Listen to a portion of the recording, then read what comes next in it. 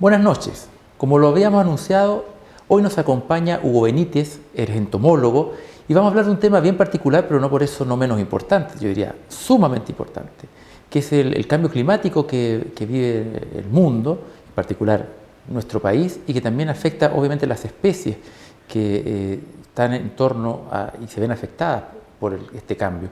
Buenas noches, ¿cómo estás? Hola, buenas noches. Gracias por la invitación.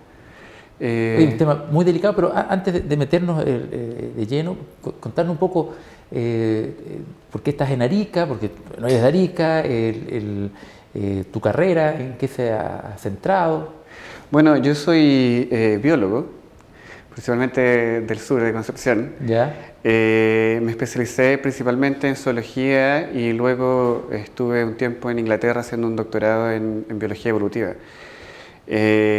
Principalmente mi línea de investigación se basa en el estudio de los patrones morfológicos, la forma de los animales y cómo estos patrones o cómo estos cambios son respuesta a cambios, por ejemplo, como el cambio climático, que es muy importante actualmente en el planeta. Claro. Y bueno, tocó la ventaja y la suerte de este desafío de venir al norte. Me contrataron como académico en la Universidad de Tarapacá. ¿Ya? Y llegamos el año pasado, acá en septiembre del año pasado, incorporé en la Facultad de Ciencias Agronómicas y estamos trabajando fuerte este planteamiento, cambio climático, cómo se afecta a la biodiversidad de animales, principalmente insectos y otros animales, en el norte de Chile, que se ha visto muy afectado. Cuéntanos, ¿y tú te especializaste entonces en esto que tiene que ver con el efecto que está teniendo este cambio climático en todo el planeta, ¿no? Principalmente la línea de investigación se llama morfometría geométrica, Ya, que lo que hace es estudiar los patrones de forma, ¿ya?, de cualquier animal, y uno va analizando y va viendo, usando por ejemplo patrones matemáticos como geometría del cuerpo, ya, la geometría de la forma del cuerpo, de las alas, por ejemplo, en mariposas, y cómo pequeños cambios asociados, por ejemplo, al clima o, por ejemplo, en agronomía, los pesticidas u otras influencias, eh, cambios que tú no observas, no son visibles a simple vista, si bien pueden ser observados a nivel, en caso nivel bicho, nivel claro, insectos, claro. ¿ya? Con esta herramienta matemática morfológica, tú los puedes detectar a mínima escala. Entonces puedes comparar y correlacionar, por ejemplo, los efectos del cambio climático, efectos de temperaturas y humedades, y lo comparas cómo estas especies en el tiempo se han modificado o han cambiado, o si no, también se han visto perjudicadas por esto, o perjudicadas por pesticidas o por otras temáticas. Es bien interesante y es bien nuevo. Esto es como en la realidad, eso de la famosa película Efecto Mariposa, o sea, en la práctica lo que está ocurriendo y las consecuencias que puede tener A esto futuro. a futuro, ¿no? Exacto.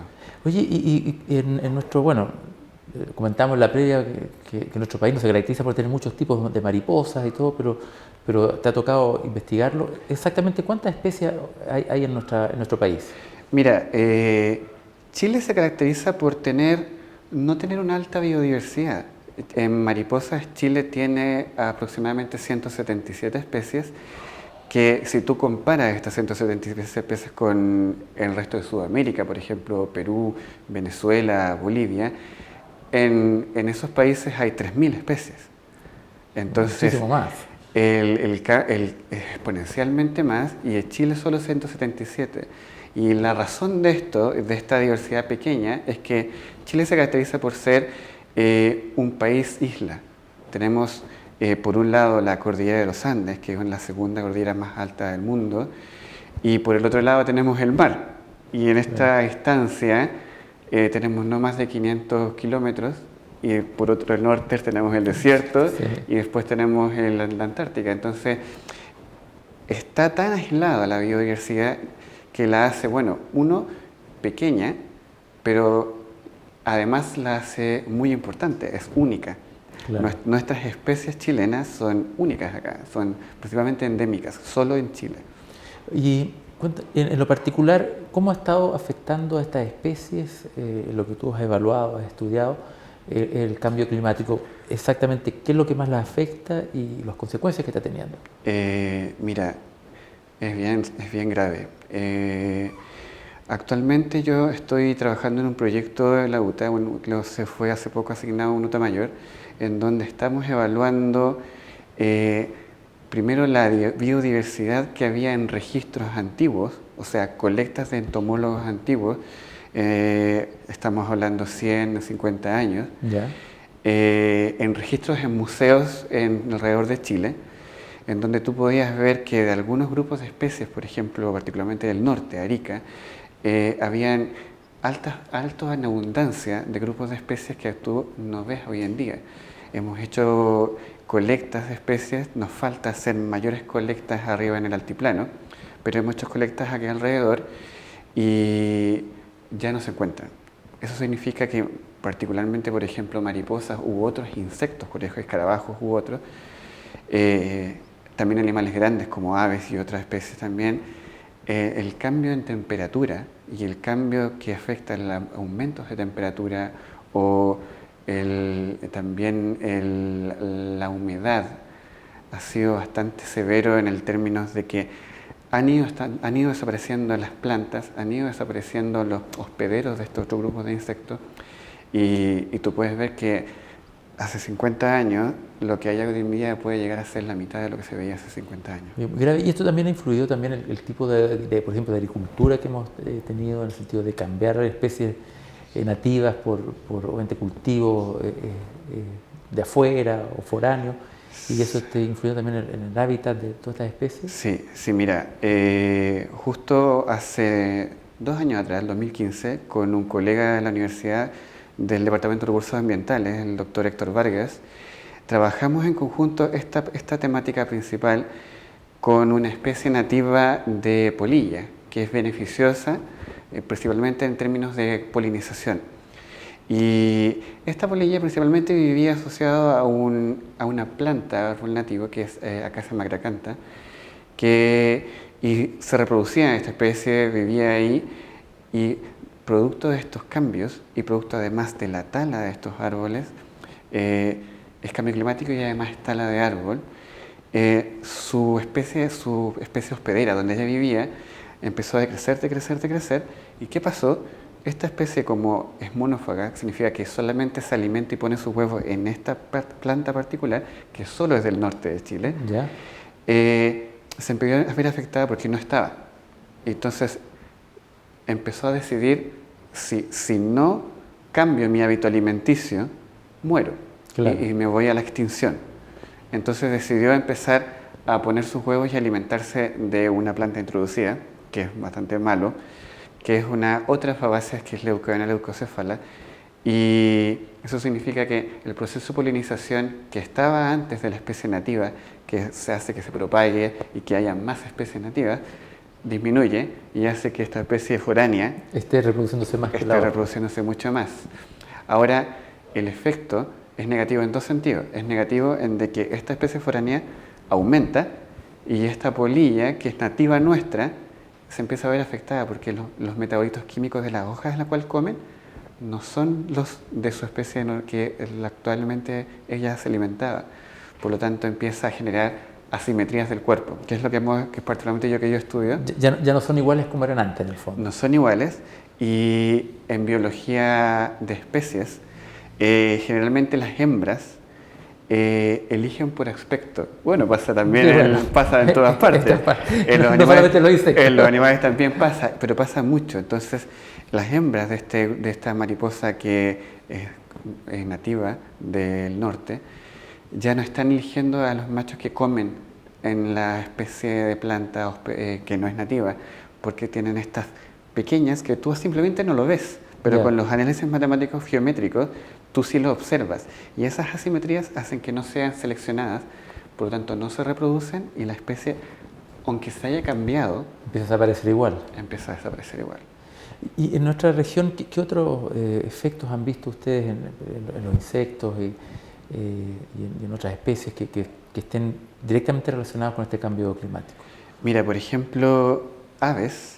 Si tú te das cuenta, el humedal que está acá, que es un reservorio increíble de aves para la región de Arica, ha sido muy afectado también por el cambio climático. Las temperaturas que están acá, muchas aves son migratorias, vienen de paso, pero muchas hacen el descanso en el humedal, porque está la mezcla de agua dulce con el agua salada.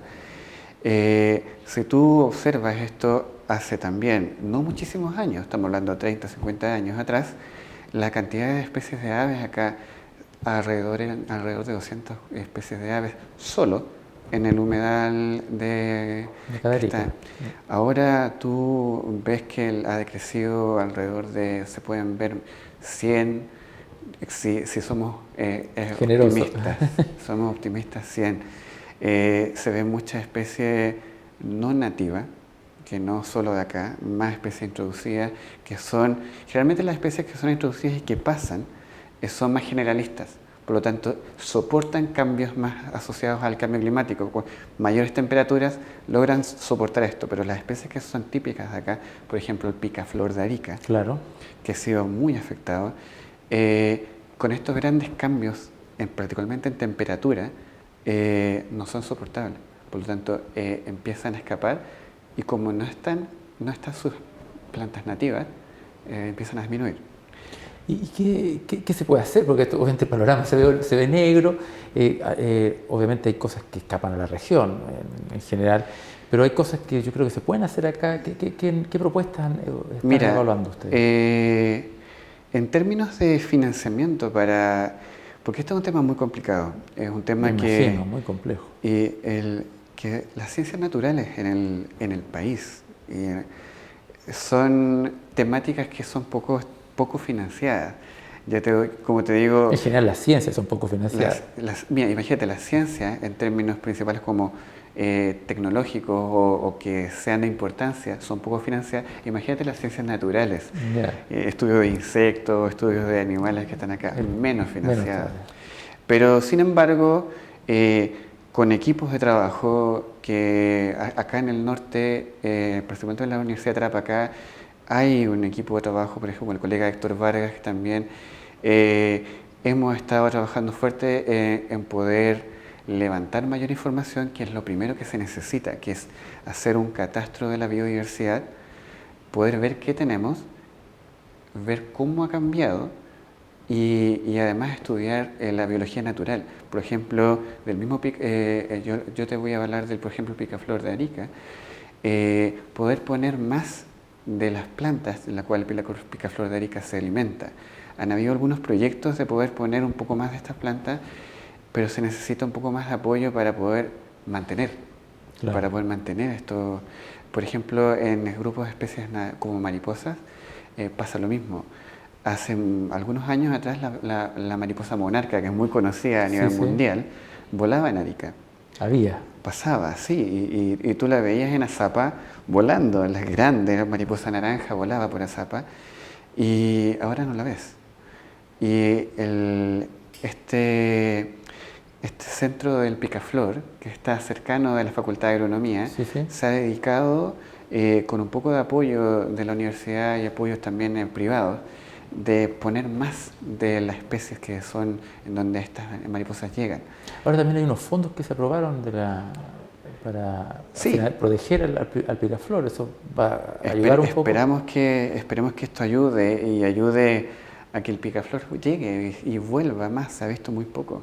Ahora, por ejemplo, la Sociedad Ornitológica de Chile está buscando apoyo acá en Arica para poder emprender mejores proyectos asociados a esta línea.